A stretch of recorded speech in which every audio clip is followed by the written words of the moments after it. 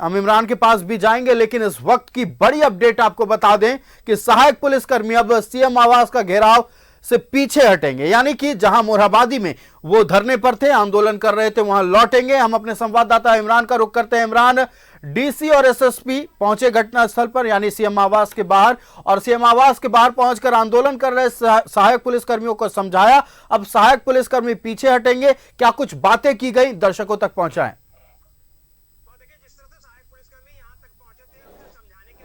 और देखिए, जिस तरह से सहायक पुलिसकर्मी यहां तक पहुंचे थे उसे समझाने के लिए रांची के डीसी तमाम पुलिस पदाधिकारी जो हैं इस जगह पे पहुंचे और जो सहायक पुलिसकर्मियों को जो लीड कर रहे थे, जो नेता थे, उनसे बातचीत हुई। बातचीत के क्रम में उसे समझाया गया कि राज्य जिले में नहीं है, राजधानी में नहीं है, वो बाहर है। वो जैसे वापस आते हैं तो संभवतः सीएम से वार्ता कराई जा सकती है, जिसके बाद सहायक पुलिसकर्मी जो है वो अब यहां से पीछे हटने के लिए तैयार है और सीधे फिर वापस जो अपने निर्धारित स्थल है, जिस जगह पर पिछले 2 जुलाई से सहायक पुलिसकर्मी बने हुए थे, उस जगह पर पहुंचेंगे और अपनी मांगों को लेकर के लगातार आंदोलन को फिर से आगे बढ़ाया जाएगा। लेकिन जिस तरह से आज उग्र आंदोलन देखने के लिए मिला, कोतवाली थाने की गाड़ी में तोड़फोड़ की गई, बैरिकेडिंग तोड़े गए, जब सहायक पुलिसकर्मी जब आगे बढ़ रहे थे उस दौरान कई पुलिसकर्मियों को चोटें भी आई, सहायक पुलिसकर्मी भी घायल हुए हैं झड़प के दौरान। तो कहीं ना कहीं इस पूरे मामले को लेकर के जो डिमांड्स है, उससे पहले सुबह में तकरीबन 10 साढ़े 10 बजे डीजीपी, गृह सचिव सहित एडीजी और अन्य पुलिस पदाधिकारियों के साथ जो है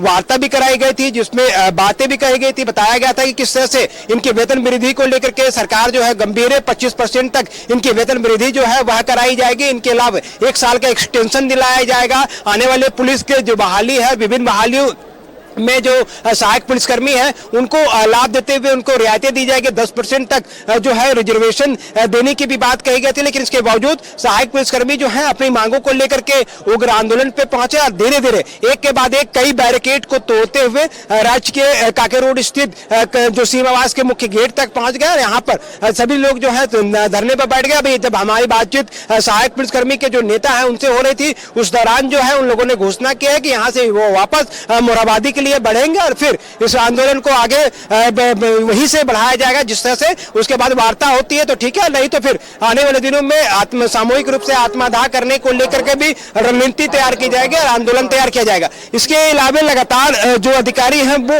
यहाँ पर अगर हम दिखाएं तो लगातार कैंप किए हुए हैं और डीसी, एसएसपी सहित कई पुलिस पदाधिकारी यहाँ पे मौजूद है, एसडीएम यहाँ पे मौजूद है, लगातार चीजों को देख रहे हैं, मॉनिटरिंग कर रहे हैं कि आखिर यहाँ से जब सहायक पुलिसकर्मी वापस लौटेंगे या किस परिस्थिति में लौटेंगे। ये सारी चीजों पर रिव्यू भी किया जा रहा है। जिस तरह से उग्र आंदोलन हुआ है और उसमें कई कमी खामियां हो सकती है, उस दौरान जो है क्या कुछ और किया जा सकता है, तमाम चीजों को लेकर के जो है वो बातचीत करने की कोशिश की जाएगी। इसके जिस तरह से सहायक पुलिसकर्मी पिछले 2 जुलाई से इस जगह पे बने हुए हैं, तो ऐसे में इन तमाम लोगों को अपनी बातों को लेकर के समझाने की कोशिश की जाएगी। आने वाले दिनों में फिर से इस तरह की उग्र आंदोलन ना हो, इस पर भी जो है रणनीति और बातचीत तैयारी जो है वो करनी चाहिए। क्योंकि जिस तरह से एक बैरिकेड को मजबूत किया गया था, लेकिन दूसरे बैरिकेड, कमजोर बैरिकेड का फायदा उठाते हुए सभी सहायक पुलिसकर्मी जो है वो काफी बने रहिएगा। हमारे साथ फोन लाइन पर जेएमएम के केंद्रीय महासचिव सुप्रियो भट्टाचार्य फोन लाइन पर जुड़ चुके हैं। सुप्रियो, तो आपका बहुत स्वागत है न्यूज़ 11 भारत में। सबसे पहला सवाल हम आपसे करेंगे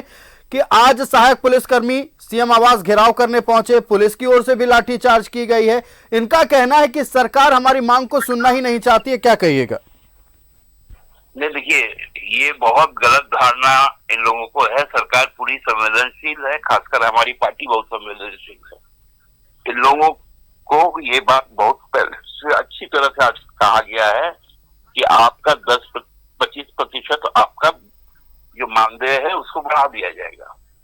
मतलब आपको जो 10,000 रुपए मिलते हैं अब उसको 12,500 रुपए मिलेंगे।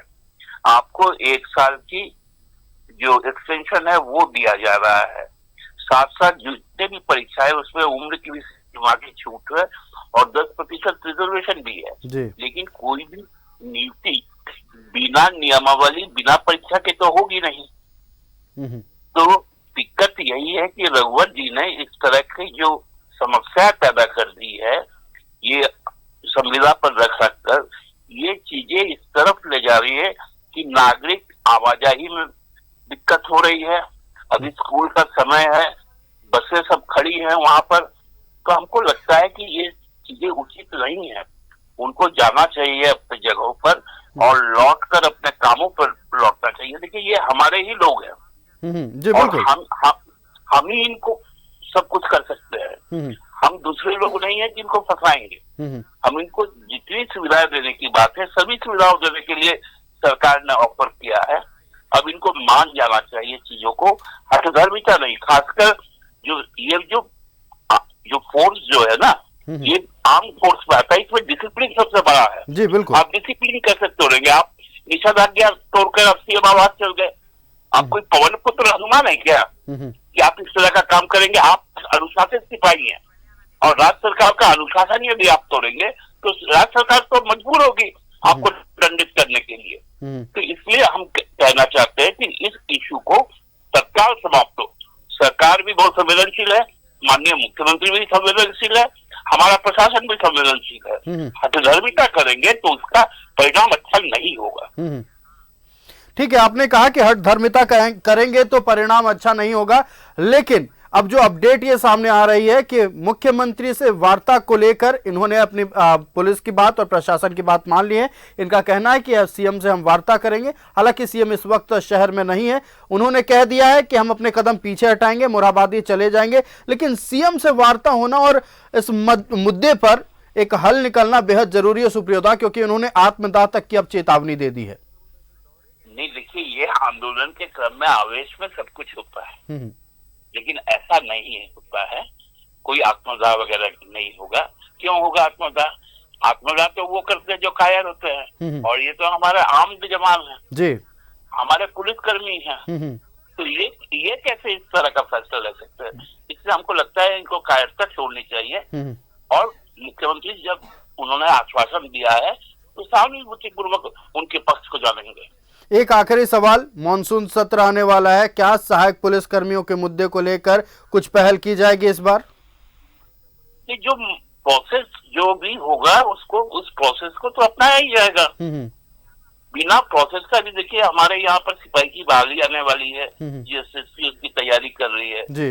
उसमें इनका एब्जॉर्वेशन का एक बहुत ब्राइट चांस है। तो आप वो प्रोसेस में ही नहीं जाएंगे और कोई जो नियमावली है, नियमावली है कि आपको परीक्षा देना है, आपका मेडिकल टेस्ट होगा, तो इस तरह से उपद्रव करने से तो नहीं होगा ना। जी सुप्रियोदा, आपका हमारे साथ जुड़ने के लिए और न्यूज़ 11 भारत को समय देने के लिए बहुत बहुत धन्यवाद। ये थे सुप्रियो भट्टाचार्य, जेएमएम के केंद्रीय महासचिव। इन्होंने कहा कि सहायक पुलिसकर्मी हमारी प्राथमिकता है। हमने वार्ता की और यथासंभव उनके समस्याओं का समाधान करने की कोशिश करेंगे। एक नियमावली के तहत उनके सारी मांगों को पूरा किया जाएगा। और सुप्रियो भट्टाचार्य ने यह भी कहा है कि इस बार बहुत उम्मीद है कि सहायक पुलिसकर्मियों के लिए हितकारी कोई फैसला लिया जाएगा, लेकिन नियम के तहत, नियमावली के तहत। हमारे संवाददाता इमरान लाइव जुड़े हुए हैं हमारे साथ, इमरान का रुख करेंगे। इमरान, हमने केंद्रीय महासचिव जेएमएम के सुप्रियो भट्टाचार्य से बात की। उन्होंने कहा है कि आने वाले मॉनसून सत्र के दौरान भी सहायक पुलिसकर्मियों को लेकर पहल की जाएगी और एक सुखद संदेश बहुत जल्द सहायक पुलिसकर्मियों को मिल सकता है, ये आश्वासन दिया गया है। न्यूज़ 11 भारत पर बाकायदा ये बातें जेएमएम के केंद्रीय महासचिव सुप्रियो भट्टाचार्य ने कही हैं। देखिए, सरकार के स्तर से कई बार ये बातें कही गई है, संकेत भी दिए गए हैं कि सहायक पुलिसकर्मियों के साथ सरकार है। शायद वार्ता जब हुई, वार्ता के बाद की तस्वीर हम दिखा दें कि जो सहायक पुलिसकर्मी है अब ये वापस रांची के मोरहाबादी मैदान लौट रहे हैं, जहां पर अपनी कैंप बनाया गया था। जिस जगह पर कैंप बनाए गए थे उस दौरान जो है तमाम जगह जो कैंप है उस जगह पर वापस लौटेंगे और फिर से एक रणनीति तैयार की जाएगी। और कई डेलीगेशन की लिस्ट मांगी गई है जिला प्रशासन की तरफ से कि आने वाले दिनों में अगर राज्य के सीएम के साथ अगर वार्ता कराई जाती है तो कौन कौन से लोग वार्ता में रहेंगे, वो देखने वाली बात होगी। और ऐसे में इन तमाम जो लोग हैं वापस जो है सीएम आवास के मुख्य गेट को छोड़ करके तमाम जो लोग हैं वो अब आगे बढ़ रहे हैं और फिर सीधे रांची के मोरहाबादी मैदान में एक बार फिर जमा होंगे और फिर वहां पर भी बातचीत होगी। इनके अपने जो तमाम जिले के जो लोग हैं, डेलीगेट्स हैं, उनसे बातचीत होगी और फिर आगे की रणनीति तैयार किया जाएगा। फिलहाल जो क्षेत्र से अब से कुछ देर पहले रण क्षेत्र बना हुआ था, झारखंड पुलिस के जो जवान जवान थे और सहायक पुलिस के जो जवान थे जो आमने सामने मौजूद थे,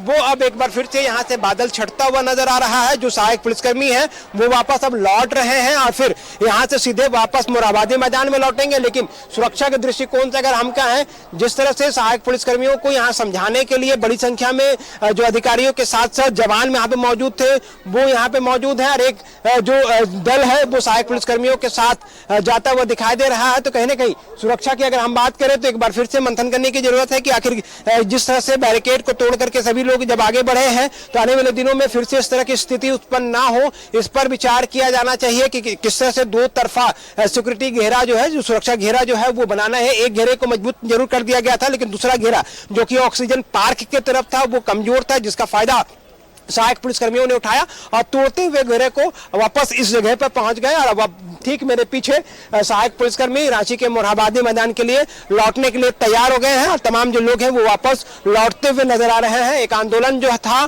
सहायक पुलिसकर्मियों का पिछले 2 जुलाई से लगातार आंदोलन कर रहे थे और आंदोलन के जरिए समझाने की कोशिश की जा रही थी कि ये लोग जो है वो अपनी मांगों को लेकर के इस बार जिस तरह से जो जुटे हैं, तीसरा बार ये मौका है, तीसरा टर्म है, ये है कि जब रांची के मोरहाबादी मैदान में सहायक पुलिसकर्मी जुटे हैं और ये तीसरी बार भी उसी तरह के आंदोलन देखने के लिए मिला जिस तरह से पहले 2 आंदोलन हम लोगों ने देखा है। बिल्कुल इमरान, तो 2 जुलाई से लगातार सहायक पुलिसकर्मी आंदोलन रद्द थे। 18 दिनों के बाद उनके सब्र का बांध टूटा, सीएम आवास का घेराव करने आगे बढ़े, बीच में बैरिकेडिंग आई, बैरिकेडिंग को तोड़ा, मजबूरन सुरक्षा बलों को लाठी चार्ज करना पड़ा।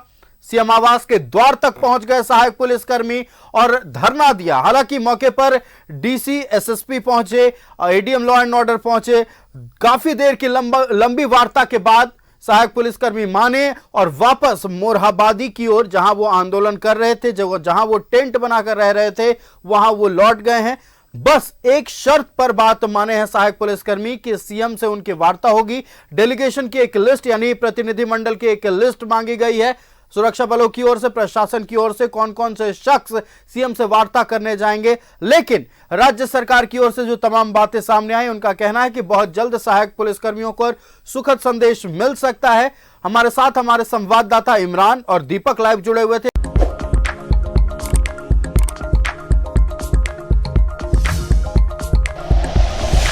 Like and share videos, subscribe करें हमारा चैनल और प्रेस करें बेल आइकॉन। न्यूज़ 11 भारत, सच है तो दिखेगा।